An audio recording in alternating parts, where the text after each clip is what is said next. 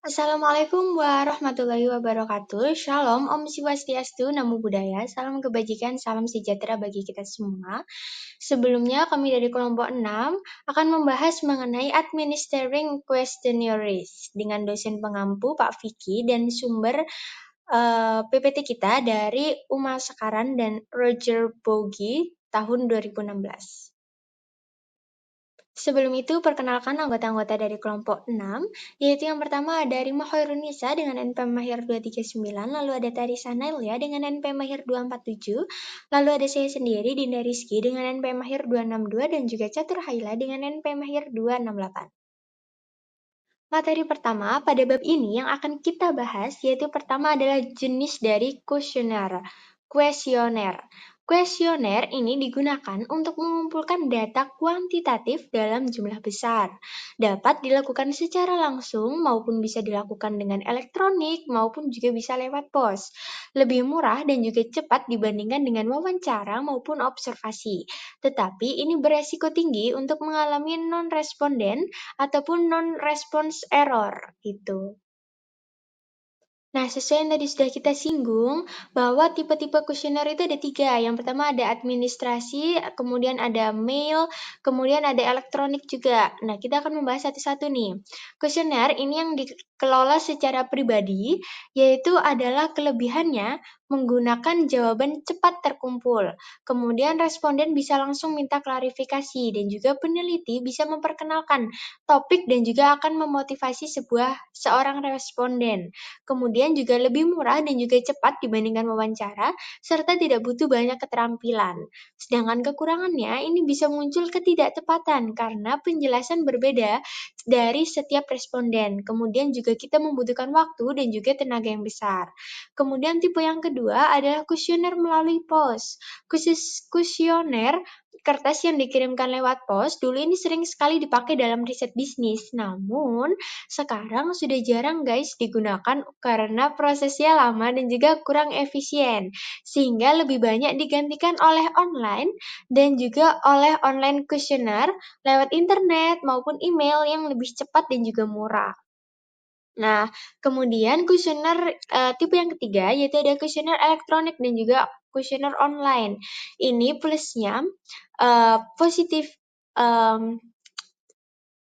keuntungannya yaitu mudah dan cepat untuk disebarkan lewat email, link web, blog, maupun media sosial. Biasanya dibuat dalam bentuk web form dengan database dengan software statistik. Sekarang lebih praktis berkat software survei online. Kemudian kelebihan yang kedua yaitu memahami opini dan juga referensi. Kemudian juga menjangkau kelompok maupun individu yang sulit untuk dijangkau dan juga bisa mencakup wilayah geografis yang sangat luas. Responden ini bisa isi kapan saja sesuai dengan kenyamanan serta proses otomatis sehingga lewat biaya, waktu, tenaga, dan juga hemat. Kemudian kekurangannya yaitu adalah sampling. Samplingnya bisa bermasalah, kemudian self-selection, respon rate rendah, hasil kurang representatif. Dan juga posting undangan survei bisa dianggap spam maupun instruktif. Email undangan sering dianggap gangguan privacy. Kemudian responden juga tidak bisa langsung meminta klarifikasi. Penelitian, ada 3 hal penting yang harus menjadi fokus utama kita. Yang pertama adalah penyusunan kata dalam pertanyaan. Nah, bagian ini sangat penting karena kualitas jawaban responden itu sangat dipengaruhi oleh bagaimana pertanyaan itu kita buat. Nah, pertanyaannya itu harus jelas, tidak berbelit-belit, dan tidak menimbulkan interpretasi ganda. Misalnya, jika kita ingin mengetahui bagaimana kepuasan pelanggan, pertanyaan yang harus langsung mengarah pada pengalaman mereka, bukan pertanyaan yang ambigu atau membingungkan. Selain itu, penyusunan kata itu juga harus mempertimbangkan latar belakang dari responden, seperti tingkat pendidikan maupun budaya, sehingga pertanyaan itu dapat dipahami dengan baik oleh semua responden. Yang kedua, ada perencanaan variabel. Nah, setelah respon itu terkumpul, data yang diperoleh tidak bisa dibiarkan begitu saja, tetapi juga harus diorganisasi.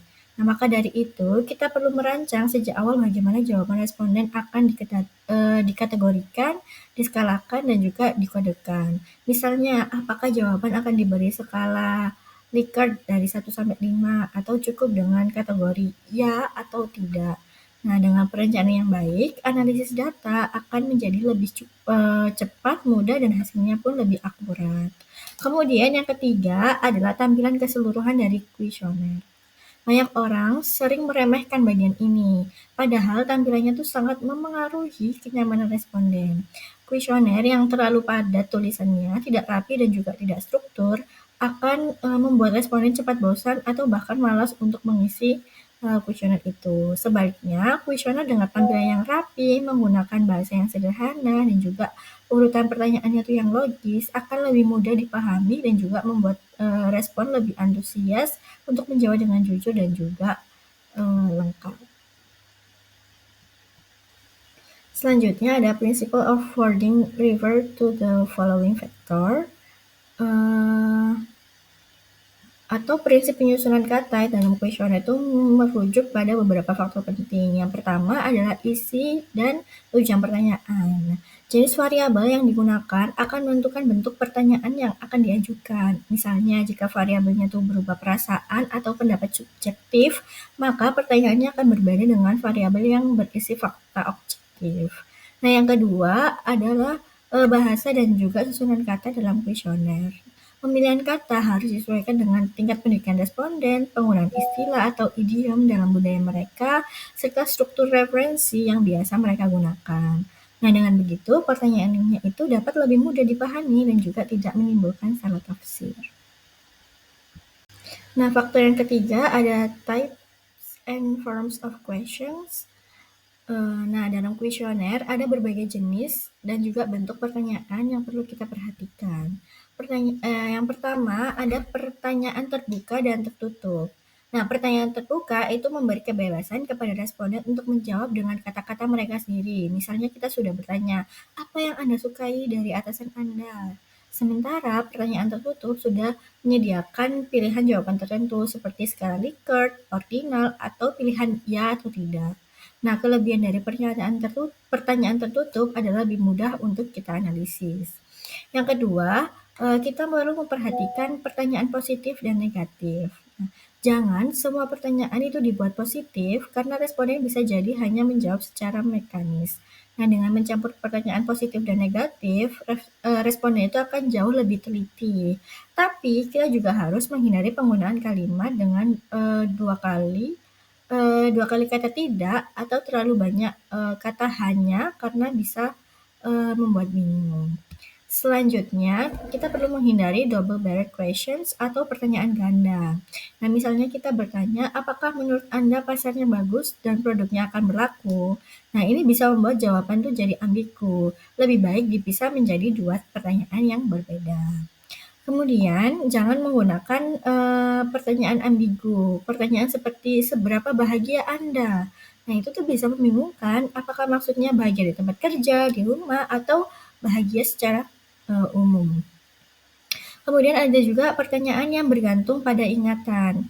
Nah, jika responden itu diminta untuk mengingat sesuatu yang sudah lama, misalnya tahun pertama mereka bekerja di departemen tertentu, jawabannya bisa tidak akurat. Lebih baik data seperti ini diambil dari catatan organisasi. Selain itu, kita juga harus menghindari leading questions atau pertanyaan yang menggiring jawaban. Misalkan pertanyaannya, bukankah seharusnya karyawan mendapat kenaikan gaji?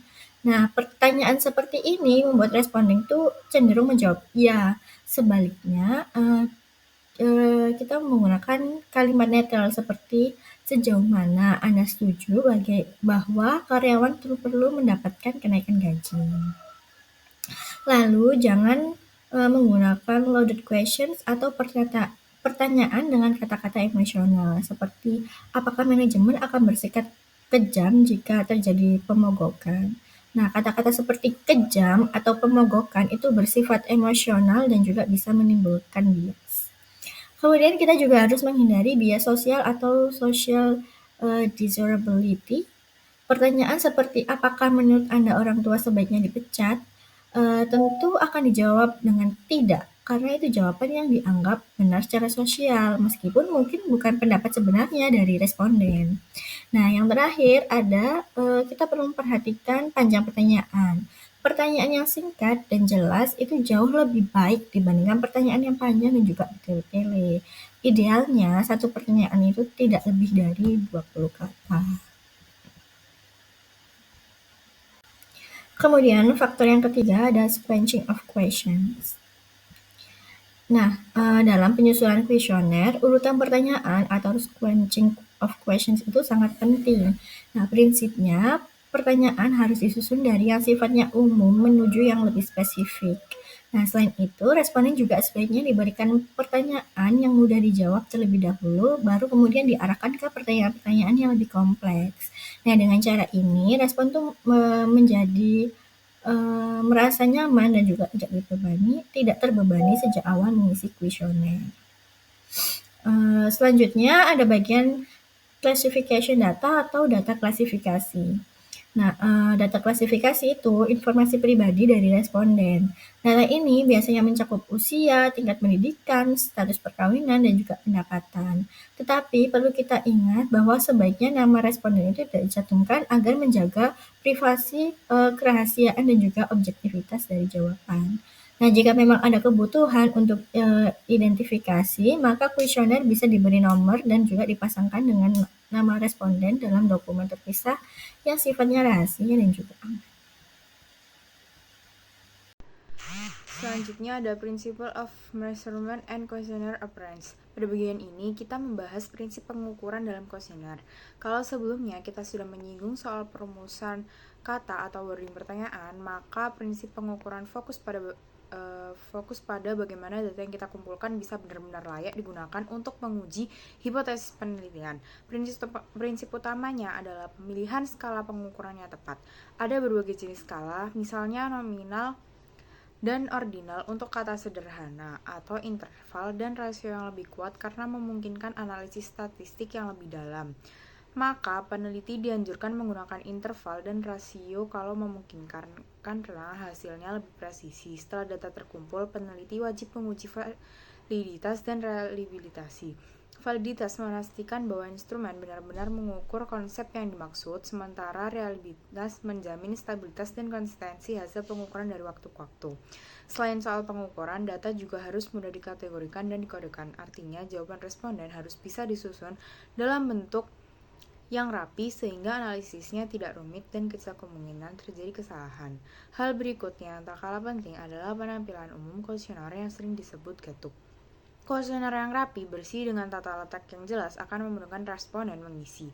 Ada beberapa komponen yang penting. Harus ada pengantar yang baik, menjelaskan identitas peneliti, tujuan survei, serta jaminan kerahasiaan. Kemudian, instruksi pengisian harus jelas, tata letak pertanyaan rapi, dan pilihan jawaban tersusun dengan baik. Sikap sopan dalam pengantar dan penutup kuesioner juga berpengaruh besar karena membuat responden lebih termotivasi untuk menjawab dengan jujur dan lengkap. Jadi prinsip pengukuran bukan hanya soal teknis skala, tapi juga soal bagaimana seluruh kuesioner yang terlihat profesional, mudah dipahami, dan memberi rasa aman pada responden. Hal ini akan meminimalkan bias dan meningkatkan kualitas data. Selanjutnya ada Printing and Electronic Survey Design. Sebelum kuesioner resmi disebarkan, ada tahap yang sangat penting yaitu pre-testing. Pre-testing ini dilakukan pada kelompok kecil responden untuk memastikan pertanyaan jelas, tidak membingungkan, dan bisa dipahami sebagaimana masukan peneliti. Hasil dari pre-testing ini sangat berharga karena bisa mengungkap kelemahan wording, masalah pengukuran, atau ketidakjelasan instruksi. Setelah itu, peneliti bisa memperbaiki instrumen sebelum digunakan secara luas, bahkan debriefing dengan peserta pretest bisa memberi wawasan tambahan tentang bagaimana mereka merasakan pengalaman mengisi kuesioner. Selain itu, perkembangan teknologi membuat desain survei elektronik jadi sangat populer. Ada banyak perangkat lunak seperti SurveyMonkey, StatPack, atau SurveyPro yang bisa membantu peneliti merancang kuesioner online. Sistem ini punya banyak keunggulan. Data masuk otomatis, kesalahan input bisa dicegah dengan sistem validasi, dan ada fitur pengecekan jawaban yang hilang atau di luar rentang. Bahkan, software ini bisa memberi langsung ringkasan data sementara, sehingga peneliti bisa memantau hasil sebelum survei selesai. Keunggulan lain, responden itu bisa kembali mengubah jawaban jika berubah pikiran, dan ada berbagai stimulus visual atau instruksi interaktif yang membuat mereka itu tetap tertarik mengisi. Sistem ini juga menyediakan alat analisis seperti ANOVA dan lain-lain. Intinya, Profesning memberi jaminan kualitas sebelum kuesioner itu disebar, sedangkan desain elektronik itu memberikan efisiensi, akurasi, dan kemudahan dalam pengumpulan serta analisis data. Kedua hal ini tuh sama-sama krusial agar data yang terkumpul tuh valid dan bisa dipertanggungjawabkan. Selanjutnya ada International Dimension of Survey. Ketika penelitian itu dilakukan lintas negara atau lintas budaya, ada tantangan khusus yang perlu diperhatikan. Inilah yang disebut International Dimension of Survey. Salah satu isu terbesar itu adalah bahasa dan terjemahan. Instrumen penelitian itu harus diterjemahkan dengan cara teknik yang tepat, yaitu back translation. Caranya itu kuesioner diterjemahkan ke bahasa lokal oleh ahli, lalu diterjemahkan kembali ke bahasa asal oleh penerjemah lain. Proses ini tuh memastikan kesetaraan makna, baik dari segi kosakata, idiom maupun konsep.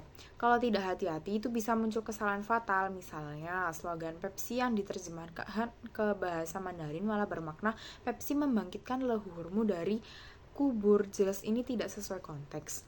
Selain masalah bahasa, ada juga persoalan respon equivalence, artinya prosedur pengumpulan data itu harus seragam di semua negara. Mulai dari cara memperkenalkan studi, instruksi pengisian, hingga penutup harus konsisten supaya responden di negara berbeda punya pemahaman yang sama. Timing juga penting, data harus dikumpulkan dalam rentang waktu yang sama dan semua negara. Jika waktunya terlalu jauh berbeda, kondisi sosial ekonomi bisa berubah dan hasil jadi bias. Aspek lain itu adalah status peneliti. Di beberapa budaya, gaya wawancara yang egaliter ala barat bisa dianggap tidak sopan. Kehadiran peneliti asing juga bisa memicu bias karena responden mungkin takut citra negaranya terlihat buruk. Karena itu, kolaborasi dengan peneliti lokal sangat disarankan karena mereka lebih paham bahasa, adat, dan sensitivitas budaya. Kesimpulannya, penelitian internasional menuntut kepekaan tinggi terhadap bahasa, budaya, dan prosedur. Tanpa perhatian khusus ini, hasil survei itu bisa salah tafsir, bias, atau bahkan menyinggung responden dengan desain instrumen yang hati-hati.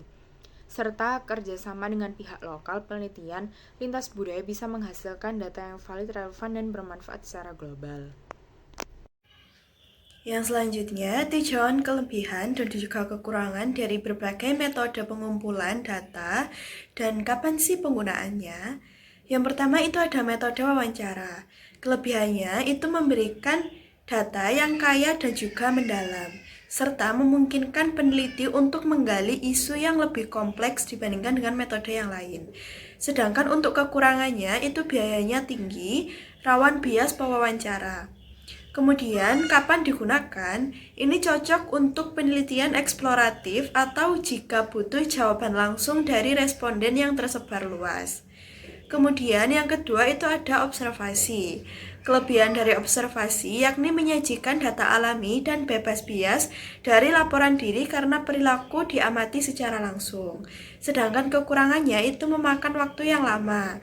Kemudian bisa juga dipengaruhi bias pengamat. Lalu kapan digunakan? Tepat untuk memahami perilaku nyata dalam kehidupan sehari-hari. Kemudian metode yang ketiga itu ada kuesioner. Untuk kelebihannya sendiri, praktis untuk menjangkau banyak responden, baik secara langsung maupun elektronik. Kemudian untuk kekurangannya, itu untuk kuesioner yang tatap muka itu biasanya lebih mahal. Sedangkan kuesioner yang elektronik itu sering mendapatkan tingkat responden yang rendah. Kemudian untuk penggunaannya sendiri itu cocok untuk mengumpulkan data yang terstruktur dari responden yang berlokasi dekat atau mungkin jika ingin mendapatkan hasil yang bisa tersebar luas. Multimetode pengumpulan data. Multimetode pengumpulan data itu menggabungkan dari beberapa metode dan juga sumber untuk meningkatkan ketelitian. Hasil yang konsisten lebih dipercaya. Sedangkan perbedaan itu menimbulkan keraguan meski cara ini lebih mahal dan memakan waktu.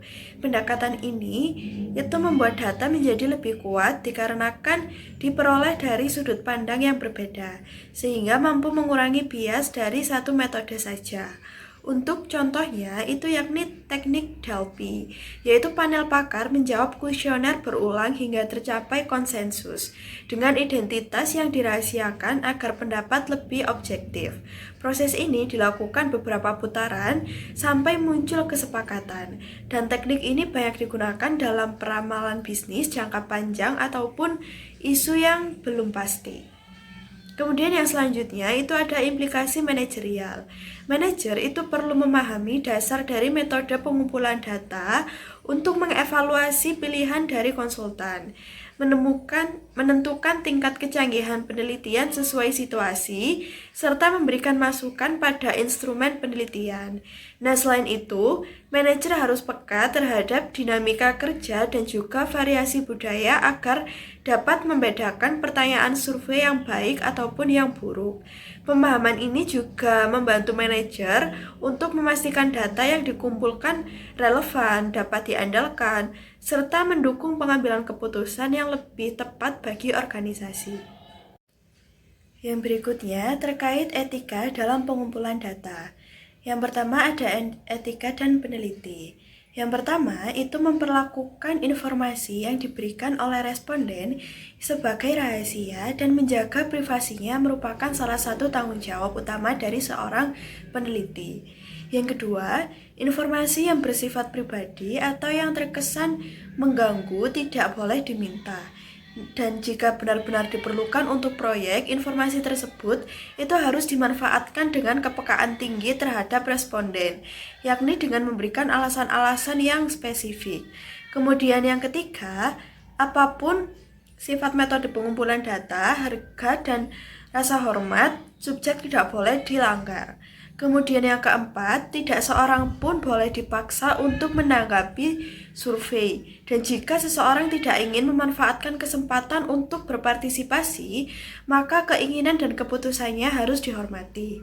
Kemudian yang kelima, pengamat non-partisipan itu sebaiknya tidak mengganggu dan peneliti harus menjelaskan asumsi serta biasnya. Kemudian yang keenam, undangan survei tidak boleh dilakukan dengan cara yang tergolong spam, harus sesuai dengan aturan. Dan yang terakhir, data harus dilaporkan apa adanya tanpa kesalahan ataupun distorsi. Kemudian yang selanjutnya ada perilaku etis responden. Yang pertama, subjek. Setelah menggunakan pilihan untuk berpartisipasi dalam suatu penelitian, harus bekerja sama sepenuhnya dalam tugas-tugas yang ada di depan seperti menanggapi survei-survei yang ada. Kemudian yang kedua, responden juga berkewajiban untuk bersikap jujur dan terbuka dalam memberikan jawabannya. Kekeliruan atau pemberian informasi yang tidak benar itu harus dihindari. Demikian materi yang bisa dipaparkan oleh kelompok kami. Apabila ada kurang lebihnya, kami mohon maaf. Wassalamualaikum warahmatullahi wabarakatuh.